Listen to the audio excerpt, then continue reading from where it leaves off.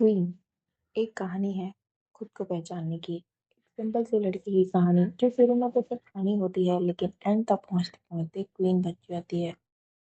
रानी एक स्वीट सीधी सी लड़की है जो सबका कहना मानती है। सोसाइटी के अकॉर्डिंग एक आइडल वुमन है।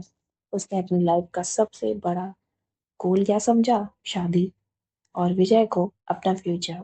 उसने अपनी आइडेंटिटी को विजय के साथ ही जोड़ के रख दिया था।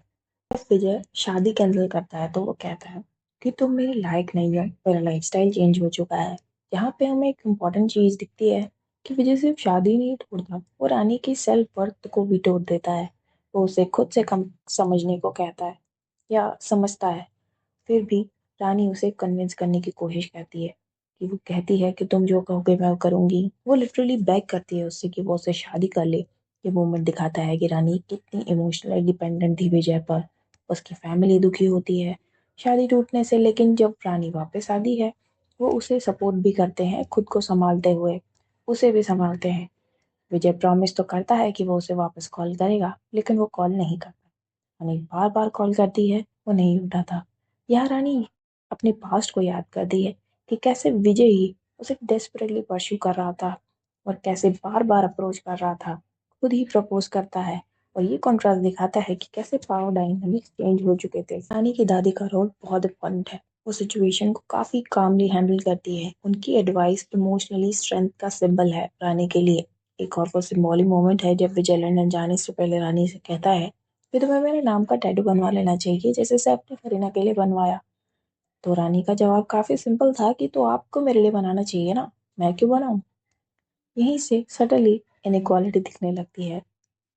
जब रानी को याद आता है कि उसका हनीमून का प्लान था तो वो डिसाइड करती है कि वो अकेली ही जाएगी। सोचो, जहाँ हर छोटी छोटी जगह पर उससे उसका भाई उसके साथ जाता था, आज वो एक दूसरे देश में अकेली ही जा रही थी।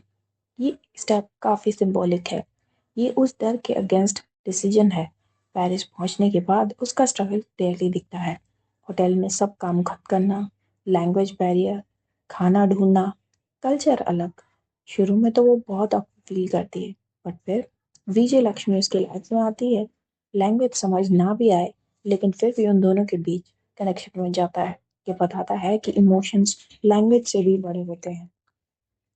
जब रानी विजयलक्ष्मी से अपना इंट्रोडक्शन करती है तो वो रानी का मतलब क्वीन कहती है। ये बहुत बड़ा सिंबल है। वो नई जगह पर अपनी नई आइडेंटिटी बना रही है।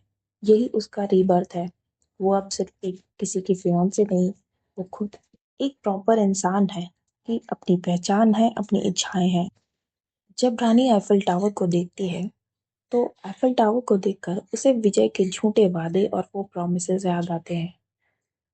वो डिसाइड करती है कि वो वापस चली जाएगी, लेकिन जब उसका पर्स चोरी होता है वो अपनी पूरी जान लगा देती है उसे बचाने में। ये सिर्फ एक पर्स नहीं था, ये उसकी सेल्फ रिस्पेक्ट का सिंबल है। अब वो भागने वाली रानी नहीं है, वो लड़ने वाली रानी है। फिर एक्सीडेंटली वो ड्रिंक भी कर लेती है और पहली बार अपने दिल की बात को ओपनली कहती है, बिना किसी रोक टोक के, बिना किसी डर के। इंडिया में तो वो गुड गर्ल थी ना, सोसाइटी की सारी एक्सपेक्टेशन फॉलो करनी थी उसे। फिर भी उसे क्या मिला? विजय को उसकी बात पूरी तरह समझ भी नहीं आ रही थी, लेकिन फिर भी वो उसकी बात तो सुनती है। और कभी कभी बस सुनना जाना ही हीलिंग होता है। रानी खुल कर डांस करती है। उसे याद आता है कि कैसे विजय ने उसे रोका था, शर्म करो लड़के देख रहे हैं, वगैरह वगैरह। इवन एक स्मॉल बर्ब को भी एक शो बनाया जाता है।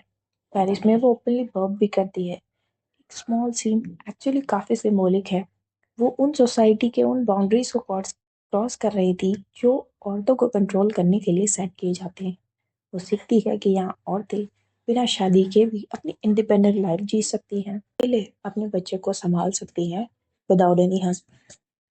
फिर सबसे ऑकवर्ड मोमेंट, एम्स्टर्डम में उसे 3 लड़कों के साथ रूम शेयर करना पड़ता है। शुरू में तो वो बहुत ही ज़्यादा अनकंफर्टेबल फील करती है, लेकिन धीरे धीरे वो उनकी दोस्त बन जाती है।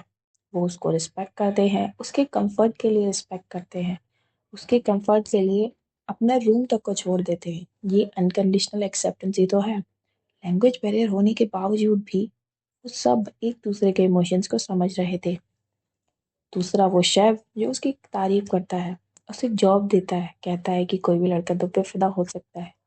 ये मोमेंट काफ़ी इम्पोर्टेंट है क्योंकि ये रानी को उसका लॉस्ट कॉन्फिडेंस वापस देता है जो कि विदय ने तोड़ दिया था।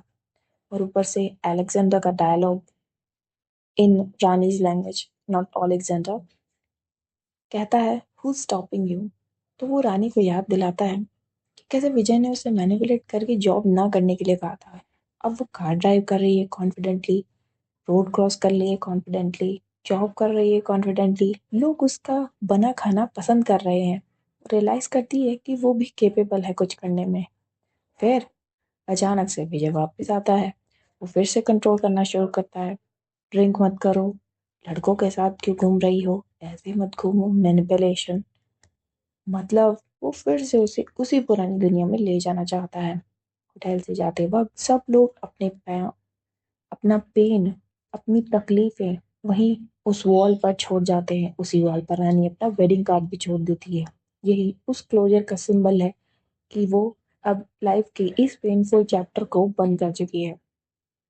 एंड में जब विजय रानी को देखता है तो वो काफी शॉक हो जाता है उसकी पॉपुलैरिटी और कॉन्फिडेंस देख के।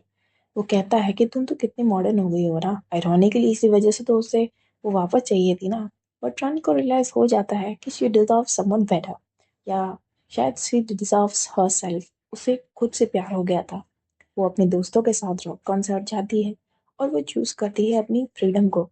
सबसे पावरफुल थिंग, रानी विजय को उसकी एंगेजमेंट रिंग वापस देती है और थैंक यू कहती है।